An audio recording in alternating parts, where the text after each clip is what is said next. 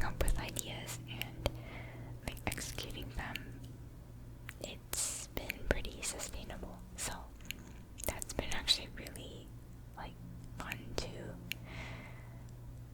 do and exciting that I don't like feel any like friction when I'm trying to make new videos. So that's really nice.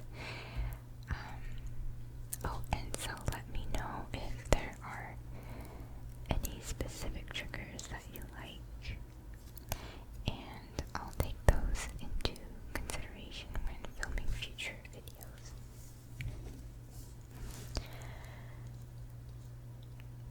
But yeah, I've been having a lot of fun making these. I have personally recently been listening to ASMR a lot more than usual, like not just right before going to bed, but also for like research and ideas, and also hearing how other people do different triggers, and it's so relaxing. Like just spending my time finding new ASMR channels, and like, oh, recently I found a video of a very chill cat, and the cat owner was making ASMR with the cat's paws, and they basically were like putting the paws on a task cam, and it was like mic brushing but with a cat, a live cat, and this cat was so chill, and it was just so relaxing. So I'm going to link to that in the description if you'd like to hear it. But like, oh my gosh, it was so like I just love seeing a new trigger that I've never seen ever. I think having listened to ASMR since 2014, like I watched a lot of different ASMR artists, so it's really cool to see like a new trigger that I've never seen before. A cat paw brushing on a task cam. So yeah, it's been fun finding new ASMR channels, and not only watching ASMR videos, but filming them. Filming them is super relaxing too. Like every time I film, like it's, okay, filming is honestly very therapeutic, or I guess recording ASMR, not the filming part.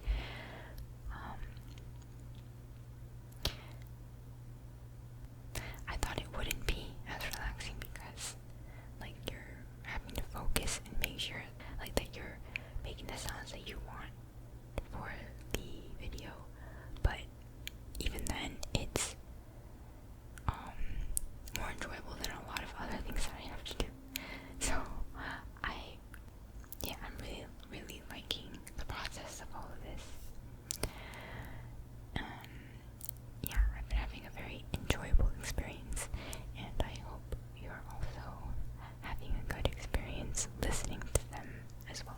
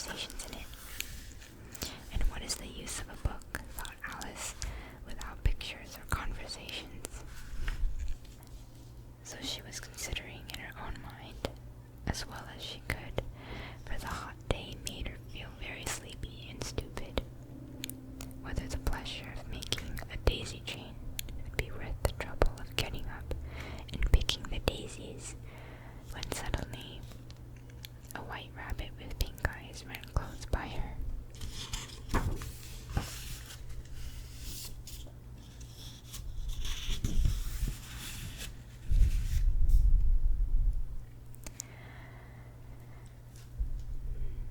Later on in this chapter,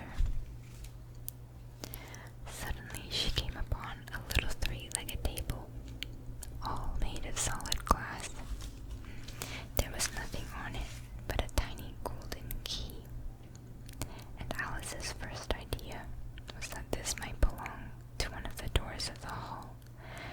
But alas, either the locks were too large or the key was too small, but at any rate it would not open any of them.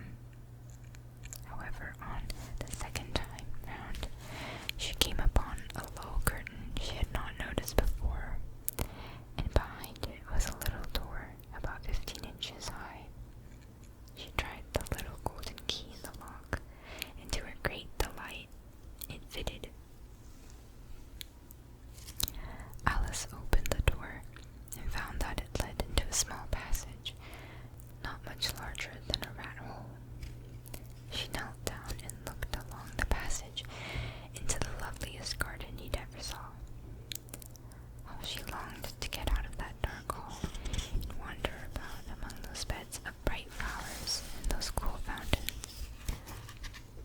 But she could not even get her head through the doorway. And even if my head would go through, thought poor Alice, it would be of very use. Oh, it would be of very little use without my shoulders. Oh, how I wish I could shut up like a telescope. I think I could, if I only knew how to begin. For you see, so many out-of-the-way things had happened lately, that Alice had begun to think that very few things indeed were really impossible. There seemed to be no use in waiting by the little door, so she went back to the table, half hoping she might find another key on it, or at any rate, a book of rules for shutting people up like telescopes. This time she found a little bottle on it, which certainly was not here before, said Alice, and tied round the neck of the bottle with a paper label with the words "Drink Me" beautifully printed on it in large letters. It was all very well to say "Drink me," but the wise little Alice was not going to do that in a hurry.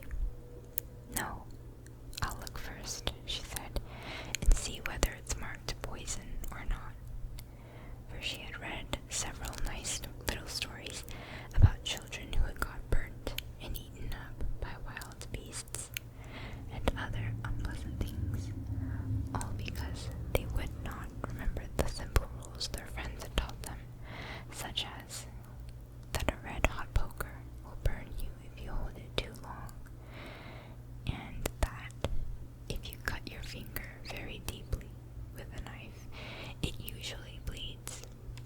And she had never forgotten that if you drink much from a bottle marked poison, it is almost certain to disagree with you sooner or later.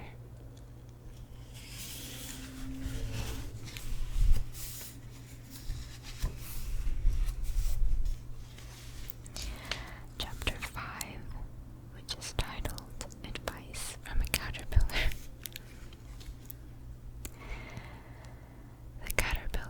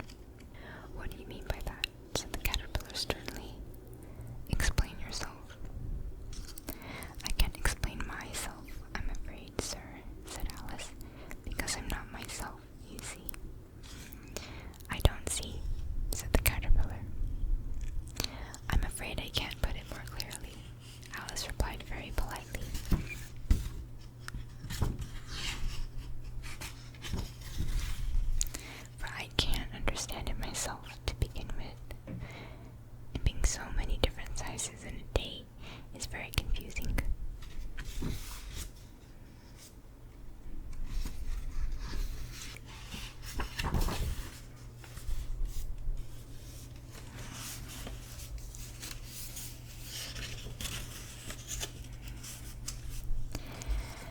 And later in the chapter, "Come, my friend, my head's free at last," said Alice in a tone of delight, which changed into alarm in another moment when she found that her shoulders were nowhere to be found.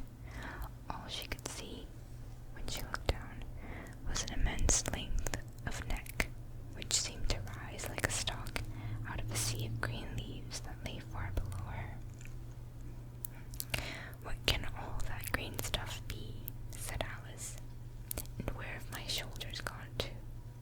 And oh, my poor hands, how is it I can't see you?" She was moving them about as she spoke, but no result seemed to follow, except a little shaking among the distant leaves. As there seemed to be no chance of getting her hands up to her head, she tried to get her head down to them, and was delighted to find that her neck would bend about easily, in any direction like a serpent. She had just succeeded in curving it down into a graceful zigzag, and was going to dive in among the leaves, which she found to be nothing but the tops of the trees under which she had been wandering, when a sharp hiss made her draw back in a hurry. A large pigeon had flown into her face, and was beating her violently with its wings. "Serpent," screamed the pigeon. "I'm not a serpent," said Alex indignantly. "Let me alone."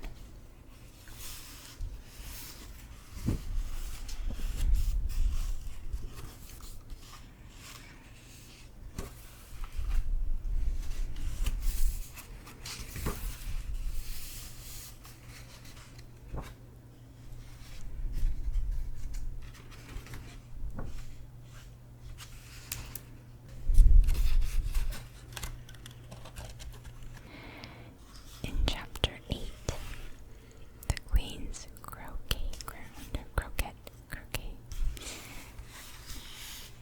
The hedgehog was engaged in a fight with another hedgehog, which seemed to Alice an excellent opportunity for croquetting. Okay, I'm gonna assume it's croquette, not croquet. For croquetting one of them with the other. The only difficulty was that her flamingo was gone across to the other side of the garden, where Alice could see it trying in a hopeless sort of way to fly up into one of the trees. By the time she had caught the flamingo and brought it back, the fight was over, and both the hedgehogs were out of sight. But it doesn't matter much, thought Alice, as all the arches are gone from this side of the ground. So she tucked it under her arm, that it might not escape again, and went back for a little more conversation with her friend. When she got back to the Cheshire Cat, she was surprised to find quite a large crowd collected round it. There was a dispute going on between the executioner, the king, and the queen, who were all talking at once, while all the rest were quite silent and looked very uncomfortable. The moment Alice appeared, she was appealed to by all three to settle the question, and they repeated their arguments to her, though, as they all spoke at once, she found